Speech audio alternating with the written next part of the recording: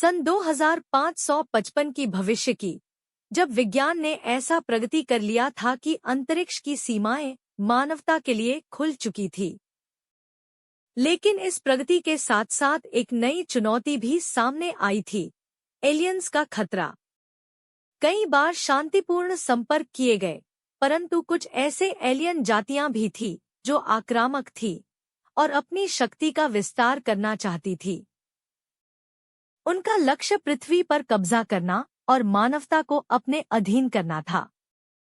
सारा नाम की एक अंतरिक्ष योद्धा, जो अपनी असाधारण शक्ति और साहस के लिए जानी जाती थी, इस समय मानवता की सबसे बड़ी रक्षक थी। उसे सुपर वुमन के नाम से जाना जाता था और उसकी प्रसिद्धि सिर्फ पृथ्वी तक ही सीमित नहीं थी, बल्कि अंतरिक्ष के अन्य क्षेत्रों में भी उसके पराक्रम के किस्से फैल चुके थे। उसके साथ था एक शक्तिशाली रोबोट जिसका नाम था टाइटन 7, जिसे अत्याधुनिक तकनीक से लैस किया गया था। टाइटन 7 न केवल सुपर वुमन का सबसे करीबी साथी था, बल्कि एक सहायक और अत्यंत बुद्धिमान मशीन भी था। दोनों का उद्देश्य एक ही था, मानवता की रक्षा करना। यह वह समय था जब एलियंस ने पृथ्वी के चारों ओर अपने विशाल युद्धपोतों का एक घेरा बना लिया था। उनका नेतृत्व एक शक्तिशाली एलियन योद्धा ज़ार्कस कर रहा था, जो न केवल एक ताकतवर लड़ाकू था, बल्कि अपनी चालाकी और योजनाओं के लिए भी कुख्यात था।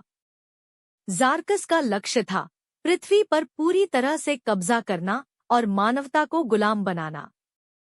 सुपर वुमन और टाइटन 7 एक विशाल अंतरिक्ष यान से बाहर निकलते हैं। उनकी पोशाकें नई तकनीक से बनाई गई थी, जो उन्हें अंतरिक्ष और पृथ्वी दोनों ही वातावरण में सहजता से काम करने देती थी। सुपर वुमन के पास एक शक्तिशाली ऊर्जा बंदूक थी, जिसमें एलियंस की विशेष ताकत का मुकाबला करने की क्षमता थी। वह बंदूक किसी भी साधारण हथियार से अलग थी और उसके पास एक विशेष मोड था जो सुपर वुमन की शक्ति के साथ मिलकर बहुत ही विनाशकारी हमले कर सकता था।